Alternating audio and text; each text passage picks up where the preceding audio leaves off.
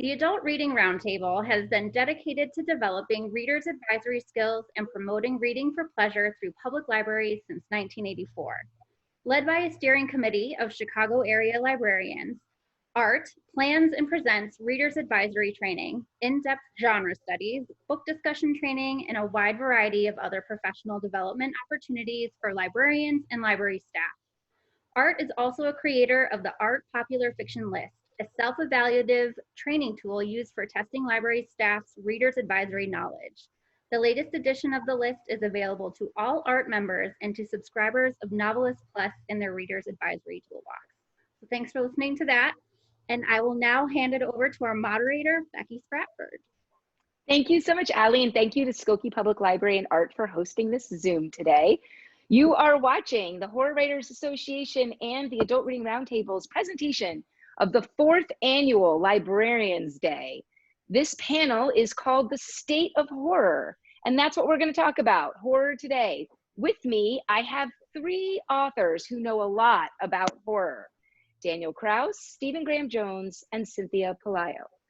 They are going to introduce themselves in just a minute, but I wanted to let everybody know and remind them, if you're watching this video and you have registered, if we don't get to something you want to hear about today, you are always welcome to ask us a question. The information on how to ask questions is in the description on this video. So now I'm going to start by having the authors introduce themselves and tell you a little bit about why they know so much about horror by telling you all the stuff they work on. Daniel, you're up first. Hey, hi everyone. My name is Daniel Kraus. I live in Chicago. I write various genres of books and for various ages, from kids up to adults. And I would say most of the stuff I write is horror or horror adjacent anyway. The last, just to give, I mean, this past year is a good, very representative sample of what I do, which is really quite broad. So I'm just going to show you the past 12 months, which has been a mad 12 months in my writing career, 12 months which I hope to never do again. But the only way I could publish so many things within one year was that they didn't compete against one another because they were all so different. And those 5 projects were Blood Sugar, which was a hard case crime book, so crime-ish, but kind of horrifying. This young adult book called Bent Heavens, kind of an alien thing. This big giant one, The Living Dead, with my hero, George Romero. They Threw Us Away, which is for kids. It's kind of about teddy bears, kind of. And a comic book called The Autumnal, the first issue of which is out now. So that kind of covers the broad base. So I assume that's probably a good introduction to me. That's also a good introduction to the state of horror, because as you said, you've written in about every area. Stephen, you're up next. Hello, I am Stephen Graham Jones. I'm in Colorado. I write I don't know about only horror, like probably 90% horror. I started my career, I think I did 2 or 3 books that were crime and literary and weird, and then started doing what my heart had always wanted me to do, which was horror. That's what I grew up on, was horror, you know, and so I kind of came home. And I've been writing horror ever since. This year I had 2 horror books come out. I had The Only Good Indians in, what was that, July? And Night of the Mannequins. Ooh, wrong way. in September. And they're both slashers. Slashers are where I live and breathe. I finally decided, wow, why do I want to do anything else but write slashers? That's the funnest thing for me to do. So that's what I'm going to keep doing for a while. I've got more slashers coming out too. Awesome. Thanks, Stephen. And Cynthia. Hi, I'm Cynthia Pelayo. I live in Chicago, and I'm a poet and a horror writer.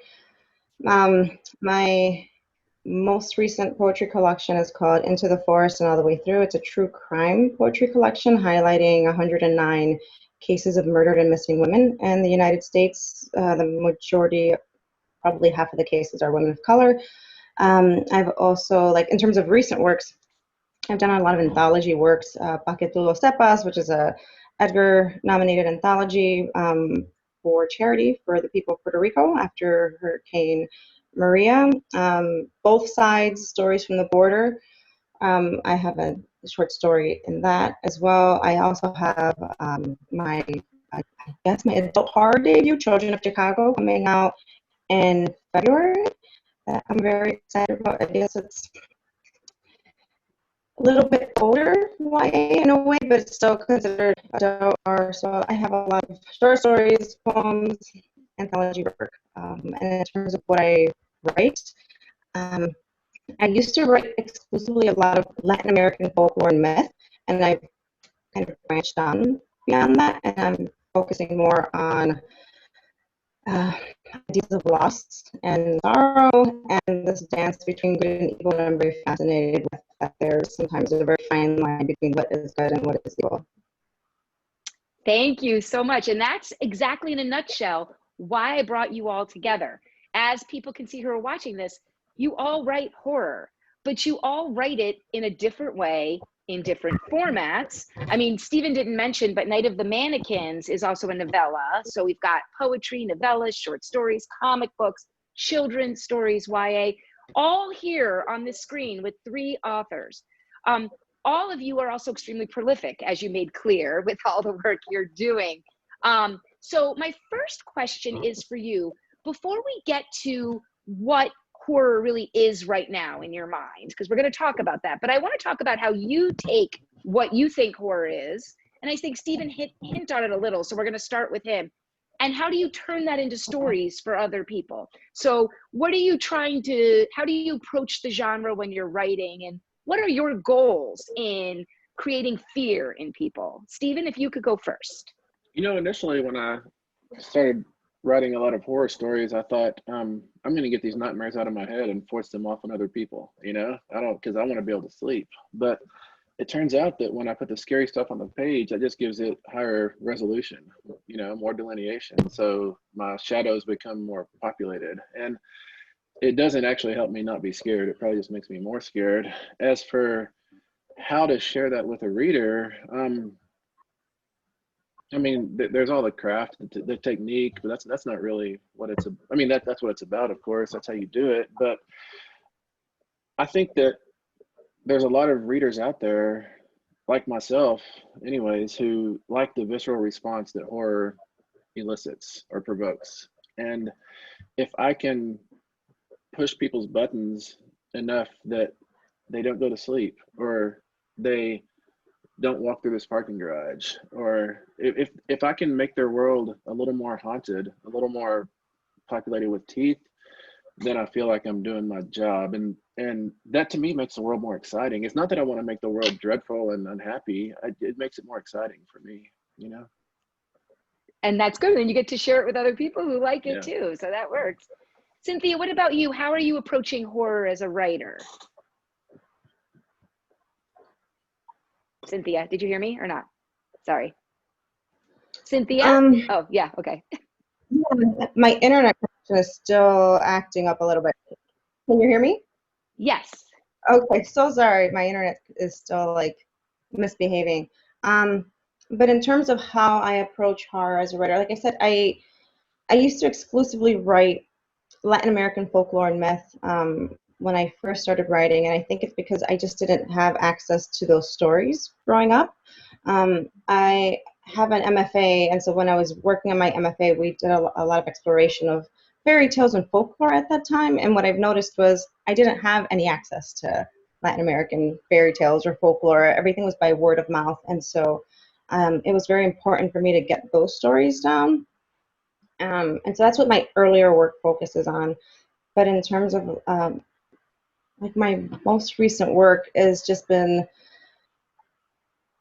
maybe it's a commentary on just living in inner city Chicago and growing up in inner city Chicago and all of the things that I've experienced.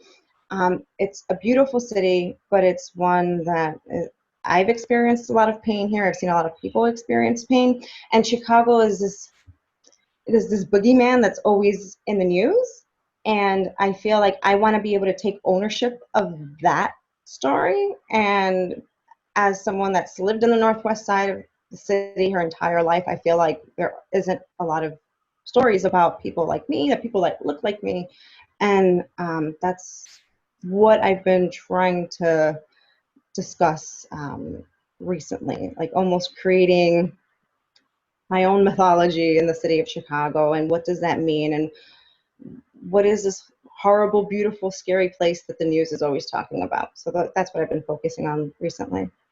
It's interesting, Cynthia, because you talked about your poetry collection too, which is also similar to that, in that you're taking this sort of horrible situation of these women and also trying to get ownership over it too. So that's fascinating. The reason, that was very interesting for me, because there's this obsession with true crime. There's like, true crime is exploded in terms of as a genre, and sometimes I feel like it's almost exploitative in nature, and we forget that these were people, that they had stories and they had hopes, and that their killers are all walking free. Like, many of these people, they're, at least in the collection, these are missing, murdered, or unsolved cases. And so many of the cases aren't what you would typically find like on a true crime podcast. So I wanted to highlight that as well, that there are so many missing and murdered people, women of color, especially in the United States, and to be able to take ownership of them in a way, and be able to tell people, this is their name, this is where it went missing, this is still unsolved. And I think that's important as we lead into Daniel now, because Daniel talked about writing in horror and horror adjacent, and true crime is definitely a horror adjacent, because, you know, we are talking to library workers mostly here, and they're looking to send people to different stories. And I think that that was an excellent point. But Daniel, you may be the king of horror and horror adjacent. So how do you approach the genre? Because I feel like you always do have, in your wide range of work, fear at the center, that visceral response that Stephen talked about. But how do you approach how you're going to tell it, to what audience, in what way are you going to harness it? Because you do go across the gamut there. Yeah, I mean, my interest has always been horror as a genre since I was a very, very little kid. The first movie I remember ever seeing was Night of the Living Dead at 5 or 6 years old. But I increasingly, I think my goal isn't horror, although my interests and my tools are horror. My goal has always been more about beauty, oddly enough. Like I'm always, what attracts me is the idea of finding these beautiful moments within the horror. So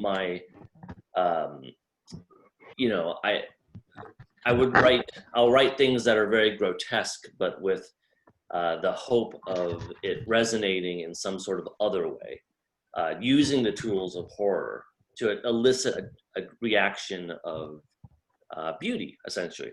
And I think that's in the goal of trying to find beauty in the most unlikely of situations, and in the most unlikely of places, with the most unlikely of people.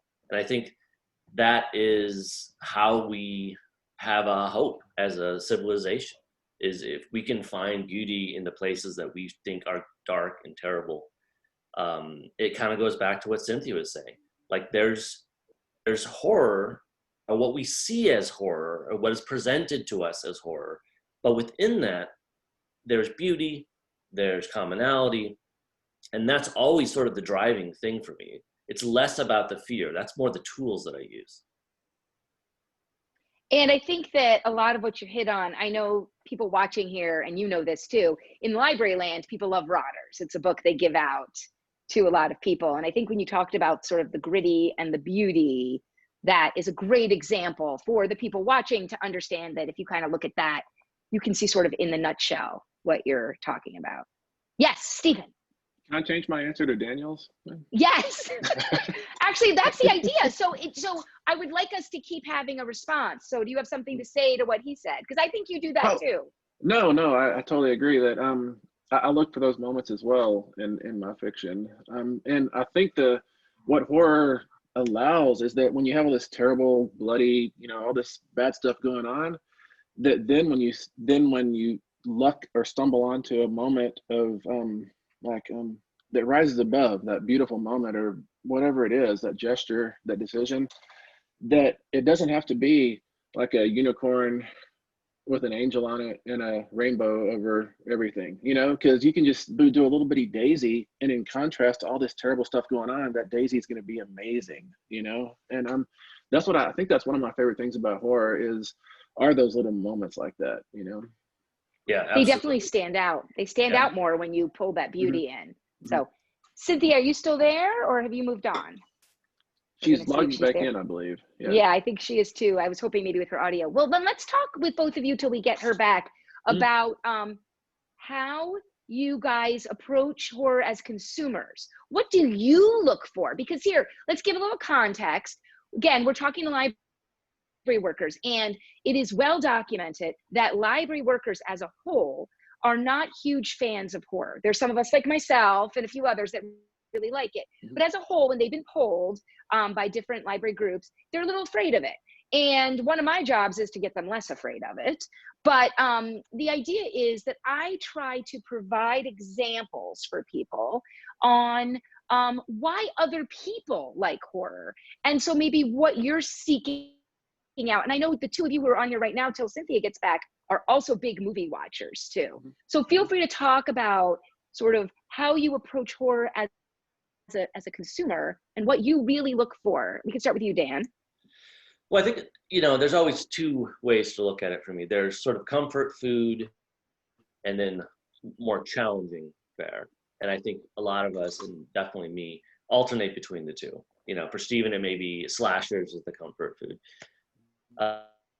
I definitely have those, but I generally, you know, maybe like 3/4 of the time, I'm on the lookout for something different, something challenging. It's one of my favorite streaming services, Criterion, because you're going to get stuff from all over the world. I'm still, and maybe this will pass someday, but I doubt it. I basically just want to be provoked in some way, and that could be in an emotional way, that could be in a horrified way. I want something that's going to wake me up and challenge my perceptions of things and startle me, you know. And even if it's, I'll take a shocking, in some way shocking, doesn't mean have to be, in some transgressive way shocking,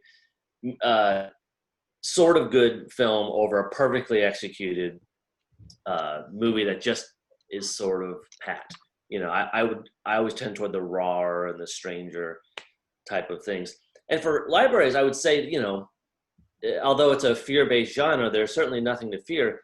And there's a lot of novels that are packaged as other things that are horror. You're already doing horror. I have one sitting right here, one of my favorite horror novels, and it's called The Unnamed by Joshua Ferris.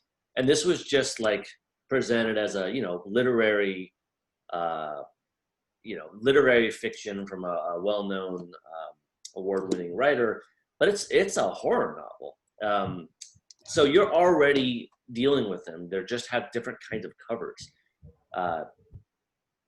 I'll stop there for now. It's funny you say that though, Daniel, because when I write reviews for Booklist and Library Journal, my editors know, and this happened with Stephen's book, I was like, if you put the word literary in front of the word horror in my review, I'm done. Like, I will quit, because when you do that, you belittle the entire genre, right?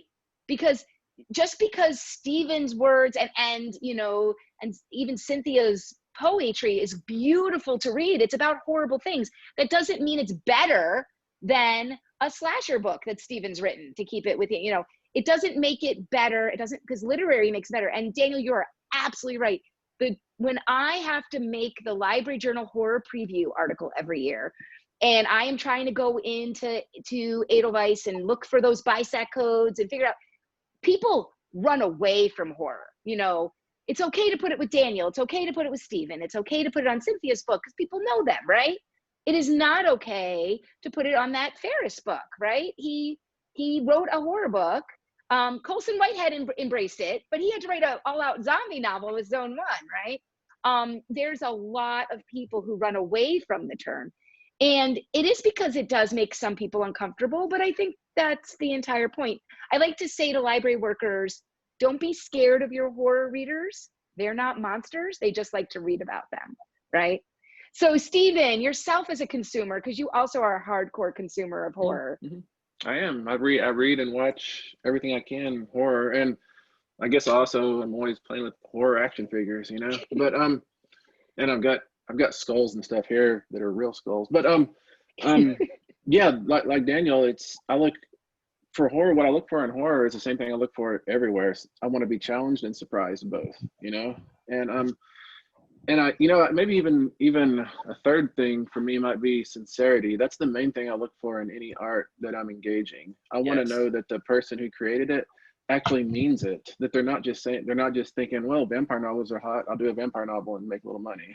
Or I just want to collect tickets at the door, basically. You know, I want the person who's writing this to care about it. I want to feel like they're scared of this and they're trying to work through their fear of this. And I can kind of ride along on that, you know, and that's what I like. And, you know, a lot of people say that horror is like a roller coaster ride, you know, it's like you have the safety bars and you have like the fake fear kind of, you know, you get the rush of near death, but you're actually pretty safe. I mean, I think that's true to an extent, but I also think that there is real danger in horror. And I know, or the reason I say that is because there's horror I won't watch. Like I've never watched a Serbian film, you know, I don't have the nerve for it. And my fear there is that it's going to reprogram me in some way, you know, and that's a legit, I mean, I think that can happen. Art, if you're going to allow art into your head, then it can change you. It's supposed to change you. That's what art does, you know? And I'm always afraid that the right or wrong horror experience is going to kick me out the other end as a different person, and I'm going to be skulking in alleys waiting to kill dogs or something, you know. And I like that feeling. I like that fear. I like to go right up to the edge of that if I can. It's hard to find that boundary because you only know a boundary when you step over it, basically. But I like to play with that, you know. You should talk to Nadia Bolkin about Indonesian horror, because she talks about how much more intense it is growing up with that, and how she can't really find anything here that's the same. Cynthia, what about yourself as a consumer of horror? What do you look for in terms of what makes you enjoy it as a genre? I just want to add that, or to Stephen's comment, I think I agree completely about a Serbian film as well. I watch a lot of horror, and that's probably one of the films that's my no. I just can't go there mentally. I like really sad horror. I consume, like, my husband gets upset because all I watch is horror movies. I'm always on Shudder. Every time there's a new horror movie that comes out, I want to watch it. I really like things like El Orfanato, The Orphanage, Tigers Are Not Afraid. After having my children, I'm really drawn to children in horror movies, not necessarily as bad things happening to them, but that they are involved in these bad things. I know The Babadook is kind of like a mix. People either really love it or they really hate it because of the child. And both of my children are on the spectrum. They're both have high functioning autism, and so I just really identified with that character and the character of the Babadook, this idea of suffering. So, but then I also watch very brutal horror films that there is no happy ending, that there really is just this intense sorrow. Martyrs is probably one of my favorite horror films because it's really awful things happen to people for the hope that there is something else out there. And if you haven't watched Martyrs, you know, it's this idea of what is the point of any of this, of any of us. And so I don't necessarily like packaged and pretty resolution, because that's not necessarily the world that we live in. I kind of like to peek into these awful things and see how characters deal with them, and how they come out of them, if they're changed or not, or they're affected somehow. And I think, at least for me, I know this experience is applicable to anybody, or it's not the right hard experience at all, but at least for me, I think having my children made me a better horror writer.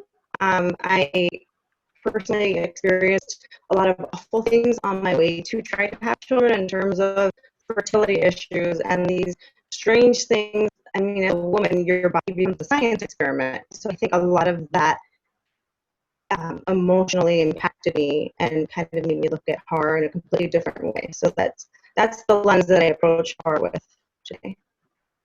Yeah, and I think that everybody made some really good points. When I talk about why I enjoy horror, I talk about in terms of when people look to fiction, they look for an escape usually, right? You're not, maybe when I read historical fiction, I'm looking for a good way to learn history. But and for me, I've had a mostly overall, compared to the average person, happy life. And there is something, like Stephen said, about sort of getting to the edge of that fear that you don't have in your everyday existence, that is enthralling. And interestingly, talking about, your family, your husband, Sina. So my husband watches a lot of bad horror movies all the time. And in the previous timeline, when I used to travel all the time to other libraries, I would literally come home, or I'd get texts that he was like scaring himself, and he would watch, all the bad movies. I mean, Daniel can talk about that at length, how great they are. He does that all the time. But then I don't like the movies as much. I like reading the books. So for me, I am happier making my own pictures. But just like you, Cynthia, I don't want that happy ending in the story. The idea that there's that this bad stuff is happening, it's a safe way to see it, but the pretty resolution is not necessarily what I'm looking for. Although I will say, Stephen, I did very much enjoy in The Only Good Indians that there is hope at the end of your story. That was actually my favorite part of the story. So I'm not going to give it away, but it's not all bleak. There are points in it which, I'm really glad I don't have a ceiling fan in my living room after reading that book. But you were talking about literary or elevated horror, that what people have been throwing around these last 2 or 3 years. I think that I have suspicion that when people try to use that term, they use it because they like this piece of horror, but they feel guilty about liking horror, and so they have to qualify it and say this is different from the rest of the horror. And you're right, it is an insult to all the other horror. I would hopefully never use those terms myself, but yeah, I think it's good. It's good that people are liking horror and finding horror who are not used to horror. It's unfortunate that they're having to try to relabel it as something they can actually not be ashamed of having in their house, Why do you think people are really drawn to horror right now specifically? What is it about? And I mean, I have some theories about right now, but it's not even just the pandemic time, because there has been a growth in the last few years, in an increase in what Stephen's talking about, people realizing, oh wait, I like horror. Now I feel weird that I said I just like this terrible thing. Why do you think people are drawn to it? And also in larger numbers recently. And Cynthia, I know you have a background in this too. So, if you are still there, Cynthia, I would love you to answer it with or without video, why you think people are really drawn to horror and why they love it. Well, I think I fixed my internet connection. I just switched over to a hotspot. Okay. In terms of, so a little bit about my background. Academically, I'm almost finished with my PhD in business psychology. By day, I am a researcher for a global research and consultancy. So I focus on political polling and social research. So I do a lot of research with people. That's all I do all day long, and a lot of assessment research. And what I've come to find out in just researching horror is that there aren't any really good studies. Like the studies that people have out there about why people consume horror, it's a very small sample size. The ages are they tend to keep the ages very young. I personally don't like, or in terms of like the sample sizes for like the studies that we've seen, they might be like college campus type studies that have been conducted. So like we don't really have any input on like an older audience and like what their preferences are for horror. So that's some of the things that I've seen. But in terms of what I have seen that I think are interesting things to think about is that some things that are reoccurring in our research show that people like horror in a way to manage our anxiety, that there is this idea of being able to see something that we know we're in control of. I mean, that's up to up to you to however you approach that. And I just want to stress that everybody does approach horror for multiple reasons. There are different reasons, and even the metadata out there just can't really pinpoint to anything. The three things that I do feel that are interesting: people like when they feel scared. That we see that consistently in the data, and there is a sense of pleasure in being able to get through the scary thing, and that could probably tie into this whole anxiety level, and that people like watching horror with somebody else as a way, because we feel bonded in this moment that we've experienced this thing together. That could be, one of the reasons why horror movies are typical for date night. At least me, with my son and I, my son loves to watch horror movies with me. My husband is not crazy about it, but my 7-year-old and I watch horror movies all the time. And it's this opportunity for he and I to bond together. And I know at least with him, he's on the spectrum. And I noticed that he has high levels of anxiety throughout the day typically, but when he's watching a horror movie, he knows that this thing is not real. And maybe it's a way for him to process and learn to deal with that anxiety. I don't know. Again, it's just some of the things that I've seen in the data, some interesting things. But I think people are scared of horror or scared that their children watch horror because of this idea of there's some type of deviancy associated with it. So I think that's what scares people about horror. But overall, I've seen interesting things. We like people, at least people like being scared. They like the bonding experience, and they like being able to go through this experience knowing that it's not real. So those are just my ideas. No, that's fascinating. Dan, yeah, since you write to all ages, I would love to hear why you think people love horror and what they've told you too from all the different ages. Well, first of all, I mean, Cynthia's sort of blowing my mind here because I know. I mean, my origin story is being 5 or 6 years old and watching Night of the Living Dead and Twilight Zone with my mom, and repeatedly. Night of the Living Dead was not copyrighted, so it was always on, and Twilight Zone was always, a weekly event. And I was arguably, people would say, way too young for that, but I was an anxious kid too, and those were extremely powerful bonding times with my mom, and her enjoyment of it made it a safe space, something I look forward to. And it really, I mean, those viewings really changed my life. It changed the kind of person I became, and ultimately, certainly the kind of artist that I became. This is the perennial question, why are people into this? But I think she kind of nailed it. I mean, I think it's extremely pleasurable, to use the metaphor that Stephen did. When you're on the roller coaster and it ends, you have this rush of, right, we did that. That was great. And I don't know that we have to get too much more scientific than that. It's just there's something with horror, and I think maybe romance is the other one, that there's something sort of biologically something biological about those two genres that works on us in a way that other genres don't. Mm-hmm. As far as like right now, I mean, I don't have the data on what's going on right now, but I think a lot of the sort of larger step towards horror, certainly at least in America over the past few years, I think some of it is nostalgia based. There has been, this kind of re-rise of Stephen King as a property, his properties being turned into new films and new series that harkens back to the 80s, which was, probably still the biggest horror boom time. So I think some of that is nostalgia. So some of that's a safety reaction.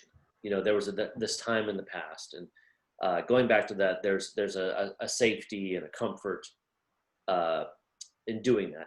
But along the same lines, you never want, if you're a real horror hound like we are, you never really want that there's a reason we are uncomfortable sometimes when horror gets too widely embraced, because that's not the point of horror really, is you want the stuff on the fringes. Like change happens from the edges, and horror is the ideal quintessential fringe change genre. The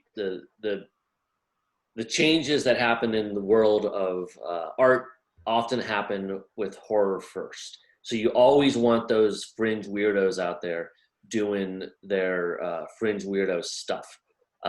So we can have all the Netflix Stephen King movies and series we want, and that's great, and it'll get people into the genre. That's great, but I'm always got my eyes on the edges. I love that idea with the edges, because horror, that's the whole thing. It's going to try to push the edges. Before we get to Stephen, I do want to make a point that Daniel brought up very much so. Horror and romance.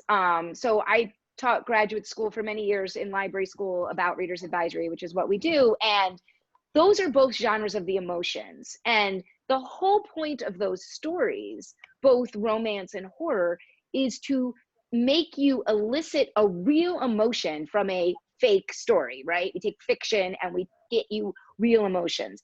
And that is why they're often belittled, you know, and we have to say, oh, I like this, and I have to justify it. But it's also why when we need to feel something real, that's the genres people go to, right? They go to it. And I think all of us were introduced inappropriately ages, right, to horror. I think those of us who spend our life with it, you know, Cynthia mentioned that, Daniel mentioned it, and I know Stephen's going to mention it in a second, but that idea that you can be so scared that your real life disappears. My father was a huge Stephen King fan, so it was normalized in my house from a very young age to read Stephen King, and the books were around. But it's not the first reading of a book I remember. It's my father's story when I was very young. We had we were gone during the week to a vacation house, and he would come visit on the weekends in the summer. And I remember him telling my mom a story. I don't think I was supposed to overhear this. He said, I was trying to read Pet Cemetery home alone at the house during the week. And he's someone who read Stephen King all the time. He's like, and with no one else there, I literally could not read the book. Like I had to throw it outside, and I'm going to wait till people come home. And I think hearing that story, I was like, and I was young. It's like, I want to read that book. I want to read that book that made my dad super scared. And so that drew me to it also. It's that edges. It's that, you know, how do you feel? And I was also a very anxious kid. I wonder if this is a common thing. Stephen, what about you? Why do you think people are drawn to horror? First, Cena is terrifying. Like there's two Cenas, and I'm getting scared, you know? I know. I'm still trying to like fix my internet issues here, but can you hear me? It's going great. Yes. Hey, this is real, guys. So like now what I've done, you guys, now I'm on my iPad. So I've turned off my Mac, and I think there should be one Cena now. There is. Yeah, 2020. well, this is 2020 in a nutshell right here. So this is it. So I am on my iPad. The Mac didn't like this. For some reason, we terrified the Mac, but here I am. We're on brand. We're on brand. Okay, Stephen, your turn. Yeah, no, I totally agree. Like when you, like studios, I guess, or maybe it's distributors, will do those in-theater tests where they show a movie early and they put like a night vision camera on the audience as they're watching. And I love to go on YouTube and dial those up, because you see these green tinted people packed, you know, every single seat. Something scary happens and they all scream and they like withdraw. But then when it's over, they relax and they smile and they laugh. And I think that relaxing and smiling, or like Daniel said, getting off the roller coaster, that's the pleasure of it to me, you know, of engaging horror. I've been told, or I think I read this like years and years ago, really, but I have no idea where, that physiologically, like if you're scanning somebody's body somehow, I don't know with what technology, a tricorder, I don't know, and you're watching them as they're about to laugh or scream, it presents in the body exactly the same until the moment of eruption. Until you either laugh or scream, it's the exact same in your body. And I think good horror really plays on on the audience, whether they're in a book or in a theater or wherever. I love that feeling of not knowing if I'm going to laugh or scream. That's a big reason why I come to horror, and I think that's why I land on the slasher time and again, because the slasher really maximizes that. You know, it really makes use of it, anyways. But as for why we're into horror now, yeah, I mean, yeah, what they said, of course. And also, I think that a horror novel is bounded by these two covers. A horror movie is bounded by its runtime, an hour and 47 minutes or whatever. And I think it's really wonderful when we're in when our world is horror, we realize that we're in the middle of it, But a book that starts here and ends here can tell us that that horror goes over, that there's a light at the end of the tunnel. It's terrifying to go through a horror novel or a horror movie or a haunted house experience or whatever it is, but it's wonderful to get to the end of it. And I think horror stories right now tell us that there will be an end eventually, So we can only hope, right? Yeah. That kind of leads me into discussion of trends and what we're sort of seeing in horror right now. And I think all of you sort of touched on it. So I'll start with a trend and then we can talk about more.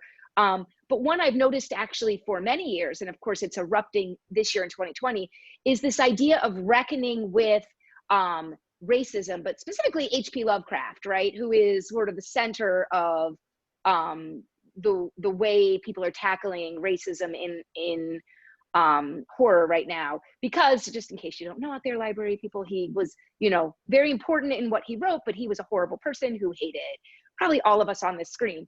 But he hated women, he hated non-Christians, he hated gay people, he just hated everybody. Mostly because he was afraid of different people and was a racist. But the people, and it's been for many years now, I did a talk 3 years ago about this, is the people embracing Lovecraft. I actually, I talk with Victor Laval about this all the time. I have a joke where I have a book talk where I say the Ballad of Black Tom is both an homage to Lovecraft and also a giant middle finger to him at the same time. And that is really happening. We can see that right now this fall as people are watching Lovecraft Country, right? The show on HBO and the book by Matt Ruff, ironically by a white man, and the show by Black women mostly. So there is a comparison to make there. But this idea that horror is a great place, and we also saw it with Jordan Peele and the work that Tana Riva-Dew does with her studies and the Black Noir documentary, this idea that the real life horror of racism can be explored in ways in horror to make it even more awful and more visceral to people for the ones that can't see it in the everyday life, and that it does that very well. And so that is a trend that I'm happy to see, because it's a way to talk about racism in a way that makes it as scary as it actually is. So are there other trends people see? Maybe I want to start with you, Stephen, because I really do think the slasher is a trend. I think that Daniel's point about the nostalgia comes up with the slasher also, because we're all about the same age on here. And I grew up with those slasher movies, and so when I read, The Night of the Mannequins or Clown in a Cornfield or all these, or even some of the Paperbacks from Hell stories, I get this nostalgia. But what about the slasher or any other trends you see, Stephen? No, I think you're right. I think we're possibly at the front lip of a slasher boom of some sort, But I think the reason the audience might be drawn to the slasher right now is because the slasher delivers to us the fantasy of a fair world, a world where wrong is punished. Because I turn on the news and I see that person should be punished, that person should be punished, and they're just getting away. And and so I retreat to the slasher where somebody in a hockey mask stands up from your shadow and dispenses justice, and I'm not saying the slasher model is a good model, because you have people getting decapitated for cutting somebody off in traffic, and that's not quite ideal, and you have people making judgments and everything. But just broad stroke, the slasher is a fair and balanced world, and I think in the absence of a fair and balanced world, we're drawn to stories in which we can sip from that a little bit. Dan, do you see any other trends right now that are really interesting you? I mean, obviously we hope that these stories by people who aren't white men isn't a trend. It's more of a door opening that's going to stay open. that's extremely gratifying to see. I mean, just on just a artistic basis, why wouldn't you want to see new stuff from different points of view? It doesn't make any logical sense. Beyond that, it's hard for me to say about, whether it's slasher or whatever sort of subgenre is rising. I still think there's going to be more body horror type stuff happening. Mm-hmm. I think, we're increasingly seeing biotechnology become a thing. And it's not a personal real passion of mine to be interested in that. But I think as we see more chips inserted into people for various reasons, we're going to see a growth in these, this kind of blurring of the lines between human and technology and what that means, that I think is going to lead to some interesting body horror. And I think something that I've been waiting for a long time and still hasn't really manifested in the way that I expected is body horror in a young adult context. I think there's some of that, but there's not anywhere as much as I always thought that would be a space where it would really make sense. When your body's changing and it's betraying you in some ways. I always thought that was a rich audience for such a thing. Although it would be, by nature, it's usually kind of grisly. So there's always the problem of our potential problem of gatekeepers being afraid of such things. So that's not really a great answer, but that's what I got. No, I actually think it's a wonderful answer, Daniel, because body horror is definitely one of those areas I feel is growing. And as I've been doing research and compiling things for my new book for librarians about horror, one of the things I've noticed is body horror is growing. I think one of the best examples of it recently, and it's an adult book, but it's using the young adult experience, is The Rust Maidens by Gwendolyn Keist. And I think that's a really important story. And here's the thing, another trend is women writing horror. We're talking about, I think the biggest trend is we're hearing these voices that we didn't hear before. And I think it's precisely because horror readers and writers want to push the edges and want to see more. But women, I'm making these lists of books and I'm looking at how many women are on them without trying, right? It used to be that I'd have to try to force some women in there. But the up and coming people I'm excited about and the things they're writing are by women. And Gwendolyn's a great example, that story. And women as a whole, I did a thing for Nightmare Magazine, I'll put it in the links, last year for Women in Horror Month. It was a roundtable of female people in horror. And we were talking about body horror. It's a natural expression for women, and Cynthia brought it up earlier, like when you're pregnant, it's like a whole experiment, right? With your side sort of your body. We go through these transitions and we also have our bodies used for violence and used for, things that are horrifying in ways that men don't always see. And so body horror, I think, is a natural extension, especially as we have more women come into the genre. Cynthia, what about you with trends or things you're seeing? I'm just very excited to finally see people of color represented in horror. And I remember when I started writing horror 10 years ago, the feedback that I would always get was, well, what do you know about horror? And here I would be attending funerals from friends that would be victims of crime in their city of Chicago. And it's like, I don't know, as a woman of color, I don't know what horror is. I think I know what horror is much better than someone, say, writing about a fictional monster and say Maine.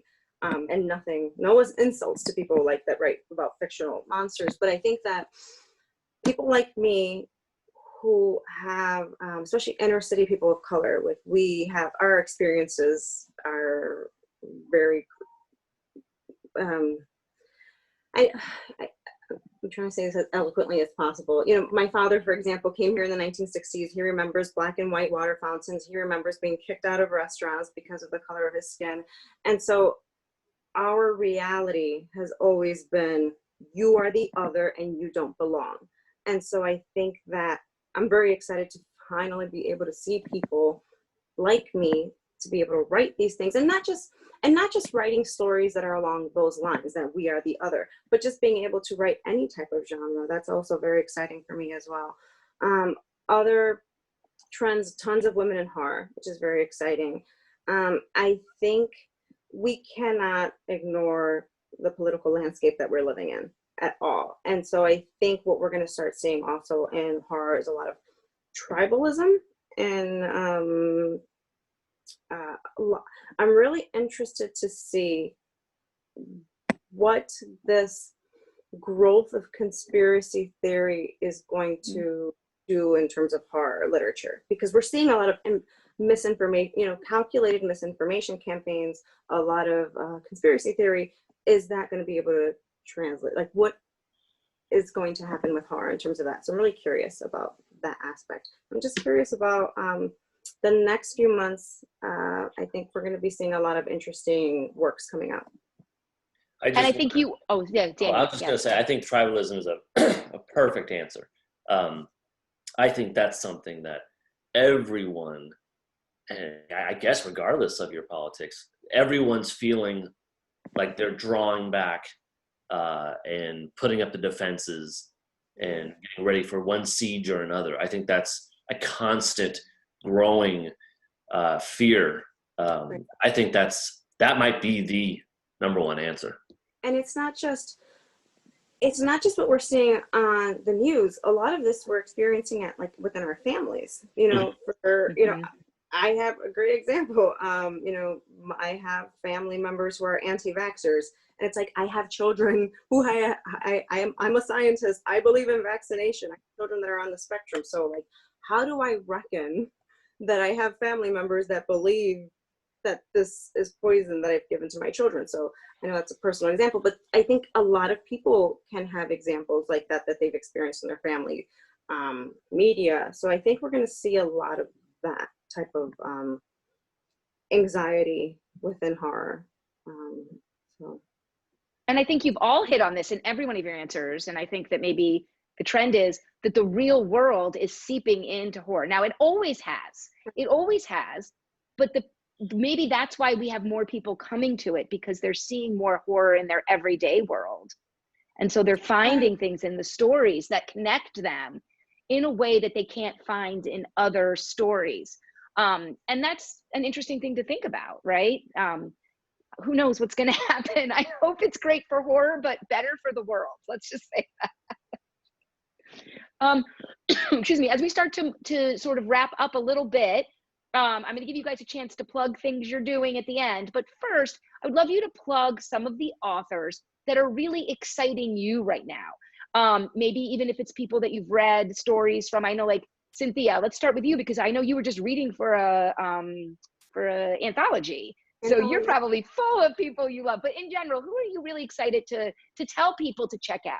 There's a lot of great people working in the indies right now that I'm very excited about, their voice, and and not just indies, but I'll just give you a range of from indie to popular. Sylvia Moreno Garcia, somebody that's been writing for a long time. I'm very happy to finally be able to see her. And speaking of Lovecraft, Mexican Gothic has a lot of Lovecraftian themes, which is a woman of color that I believe her master's thesis was all on Lovecraft. So she's a scholar. It was exciting to be able to see that. Haley Piper is an indie writer that I'm really enjoying right now. Gemma Amor is another indie writer I'm enjoying. Anda Villa Cardenal with 5 Midnights and Category 5 from Tor. I'm just excited to see what her next few works are going to be. And Gabino Iglesias, I've mentioned 2 Puerto Rican writers. So yes, I'm Puerto Rican. So I'm just very excited to be able to see a range of writers within the indies and people of color writing. So those are a few people that I'm really excited about. Before we move on, Gabino is a huge fan, or is it the Adult Reading Roundtable is a huge fan of Gabino. He actually came out to our event last November. So yeah, those are great people. Stephen, your turn. Yeah, I think I want to say the same people you were just saying. Let's get more though. So the libraries find more. Come on. And I want to say somebody that you're going to say too, Becky. But I'll let you say it. I'll say John Langdon. His recent collection, Children of the Fang. It's really strong. I'm really excited for everybody to read Rebecca Roanhorse's upcoming Black Sun, which is a second world fantasy set in it's not a pre-colonial America because there's not going to be any contact. You know, it's the way it could be, the way it maybe should have been. And also, there's a couple of novellas I've really liked recently from the Rewind or Die series that Unnerving Press did. Mackenzie Kira's All You Need Is Love and a Strong Electric Current, and Lisa Quigley's Hell's Bells. Those are both a ball. And you know, Laurel Hightower's Crossroads. That's really good too. That one, that's good. The last 2 or 3 stories I've been trying to write, I find myself I realize I'm just doing like Crossroads fan fiction. I got to do something different. You know, it's funny you mentioned the Rewind or Die series, because I am actually featuring that series in Library Journal. So you're watching this in November. It'll actually have been in the October issue, and I feature Lisa's story, and I also feature another author I want to mention, who I'm going to mention now, and then I'll let Daniel do more. But Jessica Guess is another author I'm really excited about. And her Cirque Berserk is great. Talk about like a throwback. The whole Rewind or Die novella series are throwbacks. And I talk about this in Library Journal, but the covers are fantastic for libraries. If you want to put out a display to get people's attention, but Jessica Guess's story about teenagers and a circus gone wrong. Like, I'll let you just stay there. I write about it in Library Journal. You can check that out. But she is an author I am very, very excited about to see what else she's going to do. What about you, Dan? She knows slashers. She knows slashers really well, Jessica does. Oh, yeah. That is like a classic slasher. I felt like I was back in like my childhood watching one of my favorite movies. Daniel, what about you? So this is the part where I can show some books, right? All right, go for it. Ready. Well, I like visual aids. This book I just flipped for. It's called Hurricane Season by Fernanda Melchor. And it just got nominated for a National Book Award.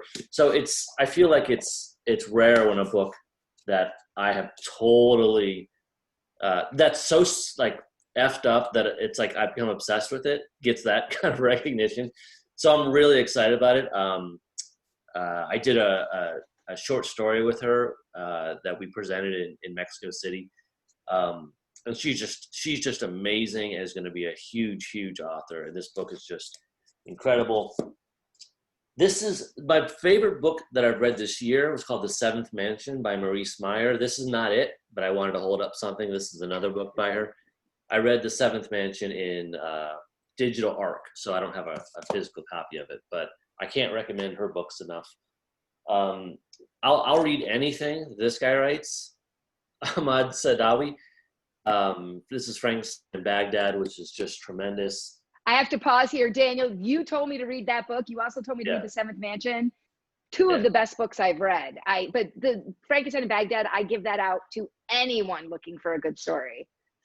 This is something I just ran across on social media and bought. She's a British writer, a trans writer who is publishing these comic books and graphic novels that I find just really compelling. They're, as I kind of read them, I think they're sort of about body dysmorphia, but they're just, like I was saying, they're just like material that's not in the mainstream at all, but feels really raw and personal, and I'm really into it.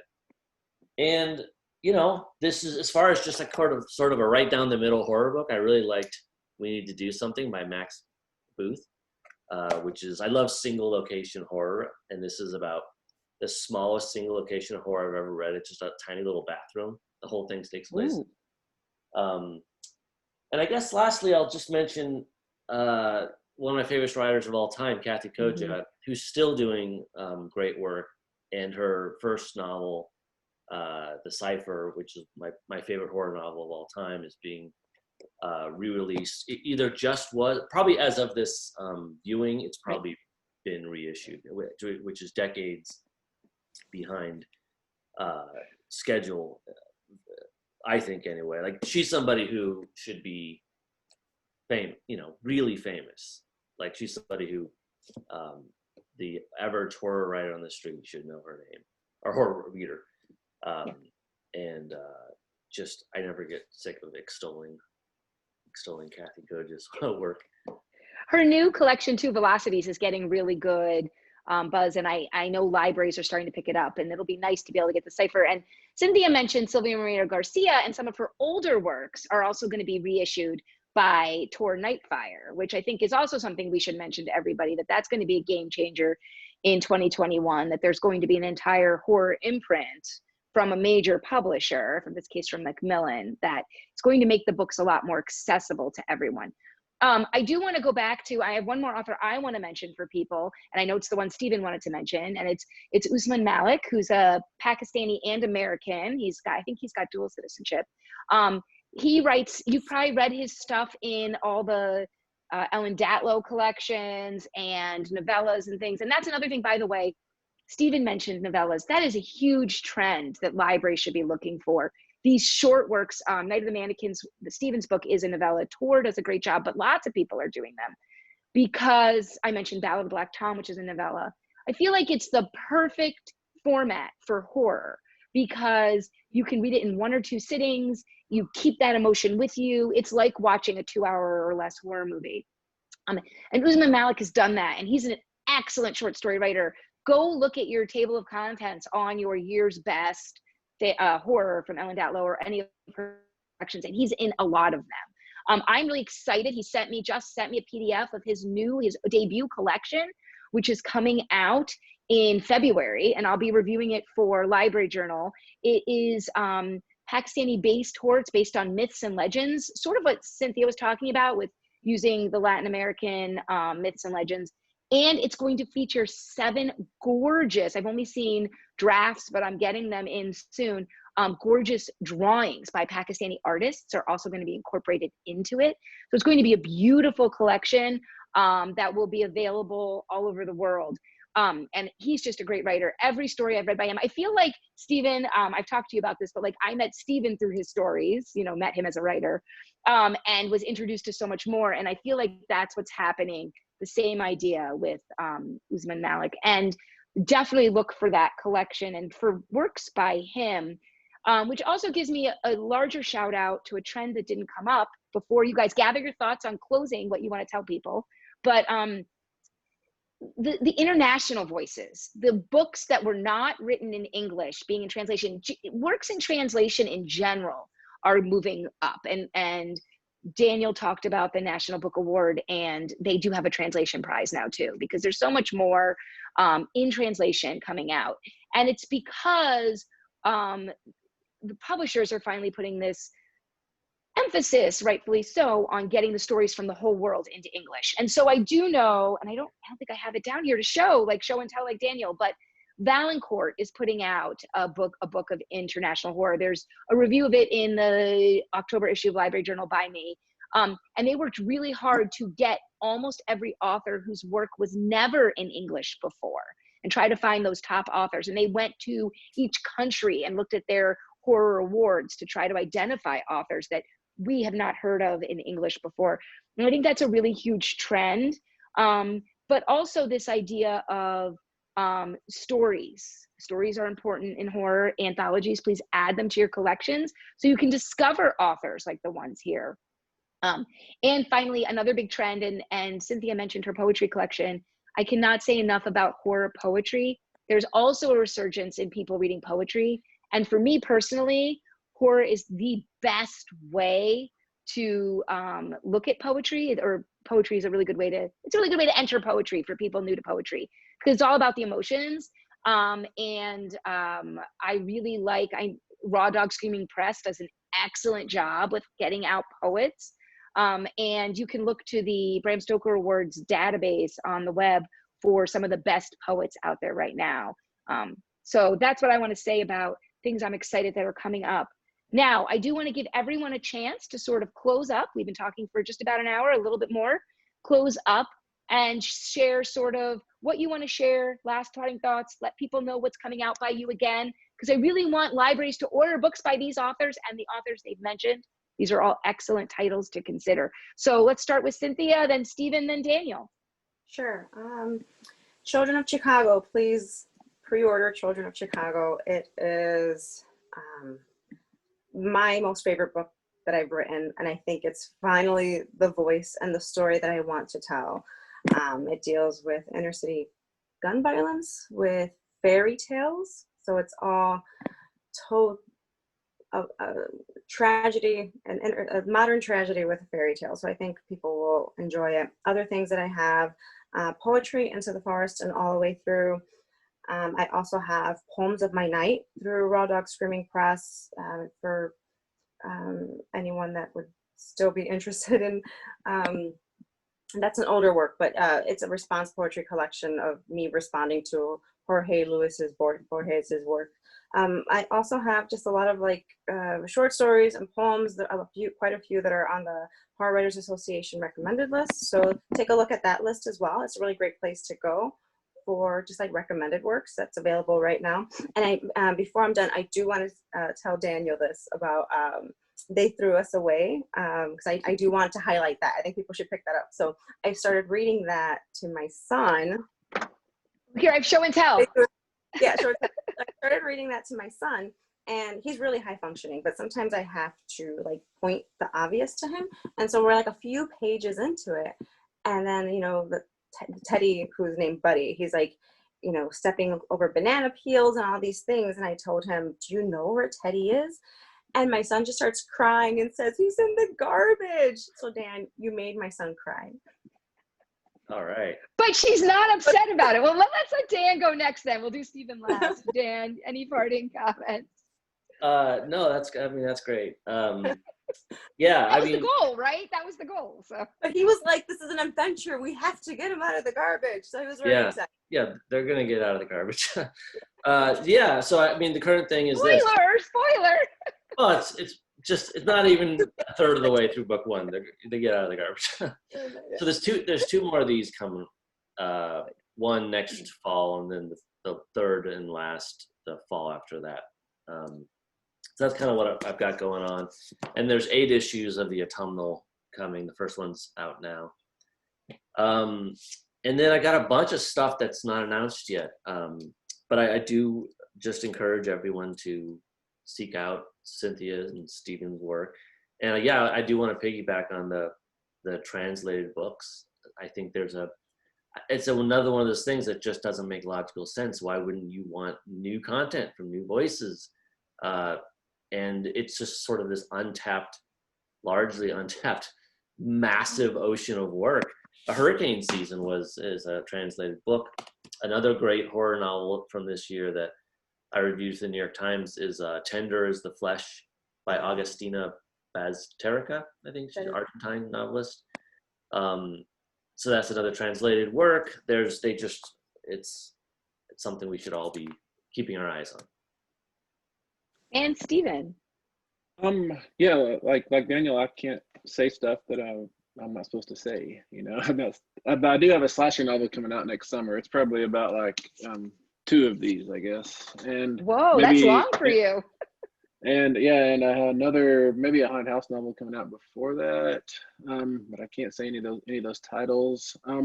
But I guess what I would urge everybody to do, which goes along with what Daniel was saying earlier, that change comes from the fringes. And I think in horror, those fringes are the short story fringes largely. And so I would urge people to buy the anthologies, to subscribe to the magazines, to keep the short fiction game alive in horror, because that's where the new DNA is going to start coming from, I think. And that's great advice for library workers, because that's where you find the new voices. And when your readers come in and they're like, I just heard about this new author, you have them in your collections and they're going to be searchable in your catalogs because they're going to put the TOCs in there. So again, that's how I found Stephen. I wouldn't have found how to read his books without a collection that, that neo-noir collection. Yeah. And so that was years ago, but that's how I found him. So thank you everyone for coming today. Thank you for the authors, to Daniel Kraus, Stephen Graham Jones, and Cynthia Pelayo. I hope you keep watching the other videos as part of Librarians Day. And please do check the description where we're going to explain to you how, if there's something you're dying to ask one of these authors after hearing them talk, or all of them, you can sign up on Eventbrite for free and get access to an email address where you can send in questions, and we will be answering those for the entire month of November. I highly encourage library workers to order all the books that were mentioned here. I can tell you on great authority, I've reviewed many of them in either book list or library journal that they've mentioned, and nothing they have mentioned is not appropriate for library audiences. They're all great. So thank you everyone again, and we'll see you sometime soon.